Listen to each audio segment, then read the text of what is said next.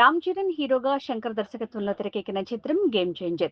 ఈ సినిమా విడుదలై వారం రోజులు కూడా కాకముందే ఆంధ్రప్రదేశ్లోని ఓ లోకల్ ఛానల్లో పైరసీ కాపీని ప్రసారం చేయటం అంతటా చర్చనీయాంశమైన విషయం తెలిసిందే. దీనిపై ఆగ్రహం వ్యక్తం చేసిన చిత్ర బృందం ఇటీవల సైబర్ క్రైమ్ పోలీసులను ఆశ్రయించింది.